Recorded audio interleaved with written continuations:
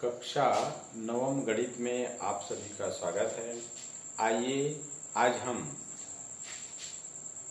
IMP सवाल के अंतर्गत सितंबर माह के कुछ महत्वपूर्ण प्रश्नों को हल करके देखते हैं। प्रश्न क्रमांक 1, यदि बहुपद 5x का घात 3 ऋण 2x का घात 2 धन 3x ऋण 2 हो तो P1 व P-2 का मान ज्ञात कीजिए। ठीक है, आइए इसको हल करते हैं। हल सबसे पहले प्रश्न को एक बार लिख लिया जाता है, तो यहां लिख देंगे बहुपद। ध्यान दीजिए, बहुपद अर्थात पॉलिनोमियल्स। पॉलिनोमियल्स के लिए P हो गया। इस बहुपद को, बहुपद है 5x का घात 3 ऋण 2x का घात 2 धन 3x ऋण 2। इस पूरे बहुपद को दर्शाने के लिए हम Px, P यानी पॉलिनोमियल्स हो गया, और x यहाँ पर जो चर राशि रहेगा उसको यहाँ लिखते हैं। ठीक है, इस प्रकार से दर्शाया जाता है। तो इसको लिख लीजिए, 5x का घात 3 ऋण 2x का घात 2 धन 3x ऋण 2। इस बहुपद में हमको क्या करना है, P1 और P-2 का मान ज्ञात करना है। आइए देखते हैं। यहाँ पर Px यानी चर राशि x है, और हमें क्या ज्ञात करना है, P1 यानी चर राशि के स्थान पे एक मान रख करके हमको देखना होगा। यहाँ पर x बराबर 1 रखने पर आइए रख के देखते हैं। तो P x की जगह में क्या रखेंगे, 1। तो दाईं तरफ भी जहां जहां पर x आया है वहां पर 1 रख देंगे, और 3 घात है तो यहाँ घात 3 ऋण 2 गुणित 1 का घात 2 धन 3 गुणित 1 ऋण 2। इस प्रकार से आइए सबसे पहले घातांक को हल करते हैं। तो यहाँ पर लिख देंगे 5 गुणित 1 का घात 3 है, तो 1 गुणा 1 गुणा 1 3 बार गुणा होगा, तो उसका गुणनफल आएगा 1 ऋण 2 गुणित 1 का घात 2 अर्थात 1 का गुणा 2 बार करेंगे, 1 गुणित 1, तो गुणनफल आएगा 1। यहाँ लिखिए, यहाँ पर 3 और 1 का गुणा कीजिए तो 3। ठीक है, और ऋण 2 हल कीजिए, 5 एकम 5 ऋण 2 एकम 2 धन 3 ऋण 2। यहाँ पर समान चिन्ह वाले पद को एक साथ लिख लेते हैं पहले। तो 5 यहाँ धनात्मक है, 3 भी धनात्मक है, एक साथ लिख लीजिए। 2 यहाँ ऋणात्मक है और यहाँ भी 2 ऋणात्मक है, ऐसे। तो इस जगह 5 और 3 8, ये हो गया ऋण 2 जुड़ेगा तो ऋण 4। अब यहाँ पर देखिए, 8 धनात्मक है, 4 ऋणात्मक है, तो 8 में से 4 क्या हो जाएगा, घटेगा। ठीक है ना, क्या होगा, घटेगा, तो ये आ जाएगा 4। इस प्रकार से दिए गए बहुपद में P1 का मान हमको 4 प्राप्त होता है। तो यहां लिख दीजिए, अतः दिए गए बहुपद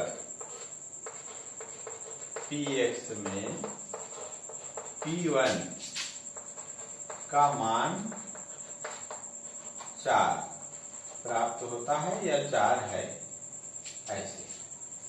आइए अब हमको P-2 ज्ञात करना है, अर्थात x के स्थान पर -2 रखते हैं। यहां लिखिए, अब x बराबर -2 रखने पर, ऐसे रखिए -2, तो P-2 x के स्थान पे -2, इधर भी दाएं पक्ष में भी देखिए, 5 गुणित x की जगह में -2 पूरे का 3 घात है ये, और ऋण 2 गुणित ऋण 2 का घात हो गया 2। ठीक है, और इधर हो गया धन 3 गुणित ऋण 2 और ऋण 2। ऐसे हल कर लेते हैं। आइए, तो 5 सबसे पहले हमको कोष्टक को हल करना होगा। तो ऋण 2 का गुणा 3 बार करेंगे तो ऋण 2 गुणित ऋण 2 गुणित ऋण 2। तो चूंकि घात विषम है तो चिन्ह यहाँ पर ऋण ही रहेगा और गुणनफल हो जाएगा 2 दूनी 4 दूनी 8। ऐसे ऋण 2 गुणित ऋण 2 का गुणा 2 बार करेंगे तो ऋण 2 गुणित ऋण 2 कितना हो जाएगा धन 4। देखिए जल्दबाजी में आप ऐसे गुणा मत करेंगे कि ऋण 2 का गुणा कर दिए तो धन 4 हो, ऐसे गुणा नहीं, पहले घातांक को हल करेंगे। अब यहाँ पर देखेंगे 3 और ऋण 2 का गुणा है, यहाँ 3 धनात्मक है, ऋण 2 यहाँ पर है, तो धन और ऋण का गुणा हो जाएगा ऋण 3 दूनी 6 और ये ऋण 2 है। ठीक है, आइए देखते हैं इन दोनों का गुणा कीजिए तो धन और ऋण का गुणा ऋण 8 पंचे 40, ऋण 40 हो गया। ऋण 4 दूनी 8, ऋण 6 ऋण 2। इस प्रकार से देखिए आया। ये पूरा ही जो है मान है, ये पद जो आया है वो पूरा ऋणात्मक है। तो इन सब को जोड़ लीजिए, 40 और 8 48, 48 और 6 54, 54 और 2 56, यहाँ पर लिख दीजिए 56 और चिन्ह क्या हो जाएगा ऋण। तो यहाँ लिख देंगे अतः दिए गए बहुपद px में p-2 का मान ऋण 56 है। इस प्रकार से आंसर होगी। ठीक है, तो आपको अलग से आंसर लिखना होगा।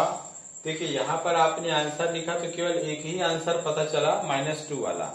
अब यहाँ पर P1 का भी मान आया है तो आपको चाहिए क्या, जब ये दोनों बन जाए तो सबसे आखिरी में उत्तर के लिए आपको दोनों को एक बार लिखना चाहिए।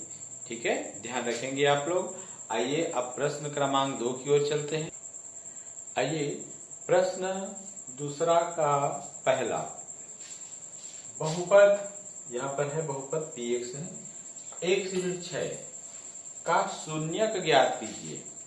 ठीक है, ध्यान देना है, किसी दिए गए बहुपद का शून्यक ज्ञात करना वास्तव में एक समीकरण को हल करने की भांति ही होता है। जैसे कि आप यहाँ देख रहे हैं, बहुपद px बराबर 1 से 6 का शून्यक ज्ञात करना है। तो आइए इसको हल करते हैं। इस बहुपद को एक बार लिख लीजिए ऐसे। इस बहुपद का शून्यक ज्ञात करने का अर्थ है px बराबर 0। इसके लिए हमको x का एक ऐसा मान चाहिए कि बहुपद जो है 0 के बराबर हो। इसके लिए x का एक मान चाहिए, x का ऐसा मान चाहिए जो इस 1 से 6 यानी x के स्थान पे उस मान को रखेंगे तो ये 0 आ जाए। ठीक है ना, तो x का ऐसा मान चाहिए जो इसे संतुष्ट करे, इसे संतुष्ट करे। अर्थात इस पूरे को 0 मानेंगे, 1 से 6 बराबर 0। आइए पक्षांतर करते हैं। तो x बराबर धन 6, ऋण 6 दाईं तरफ जाकर के क्या हो गया धन 6। यहाँ पर कुछ बच्चे असहज होते हैं, यहाँ पर उनको लगता है कि डायरेक्ट बना दिया गया है। जैसे यहाँ पर देखिए 1 से 6 बराबर 0 है, तो अब बच्चे पूछते हैं यहाँ पर 0 कहाँ चला गया। आइए देख लेते हैं। तो x बराबर ऋण 6 को हमने पक्षांतर किया तो ये धन 6 हो गया।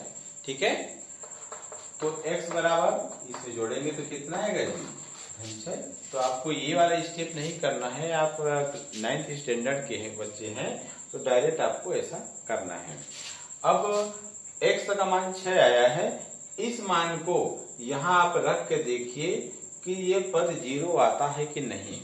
ठीक है, तो इसको कह सकते हैं उत्तर की जांच भी कह सकते हैं। अब जांच करके देखिए, x बराबर 6 का मान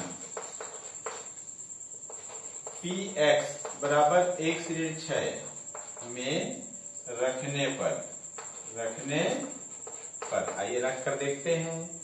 तो P 6 बराबर 6 ऋण 6, यहाँ भी 6 हमने लिखा, यहाँ भी 6 लिखा, तो ये कितना आ गया 0, शून्य आ गया। तो लिख सकते हैं अतः x बराबर 6 दिए गए बहुपद Px का एक शून्यक है, एक शून्यक है। ये यहाँ पर हम उत्तर लिख दिए। ठीक है, आइए इस प्रश्न का दूसरा भाग देखते हैं। आइए प्रश्न क्रमांक 2 का दूसरा हिस्सा देखते हैं, दूसरा भाग। इसमें प्रश्न है बहुपद 4x वर्ग ऋण 3x धन 5 में x का गुणांक ज्ञात करना है एवं अचर पद लिखना है। इस बहुपद में जो अचर पद आया है उसको लिखना है। आइए हल करते हैं। सबसे पहले आप लोग एक बार प्रश्न अवश्य लिखा करें। तो यहाँ हो गया बहुपद 4x वर्ग ऋण 3x धन 5। इस बहुपद में ध्यान दीजिए x का गुणांक बोला है, अर्थात चर राशि x वाला पद कौन सा है उसको देखना है और उसका गुणांक क्या है उसको लिखना है।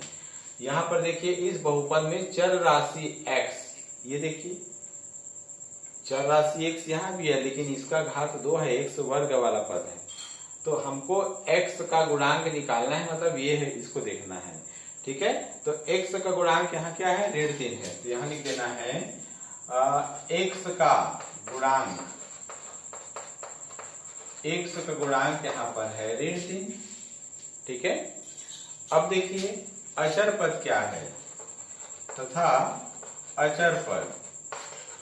तो अचर पद यहाँ पर देखिए ये है अचर पद 5, तो धन 5 है तो केवल 5 लिख सकते हैं। अगर यहाँ ऋण चिन्ह रहता तो हमको ऋण 5 लिखना होता। ठीक है, इस प्रकार ये अगर आपको प्रश्न पूछा जाता x का गुणांक के साथ साथ अगर x वर्ग का गुणांक क्या होगा तो आप वहां पर धन 4 लिखते थे। ठीक है, तो इस प्रकार से ये आपका उत्तर हो गया। बहुत छोटा प्रश्न रहा है ये। ठीक है, तो इस प्रकार आपको हल करके इसको देखना होगा। ठीक है, आइए एक और प्रश्न देखते हैं जी।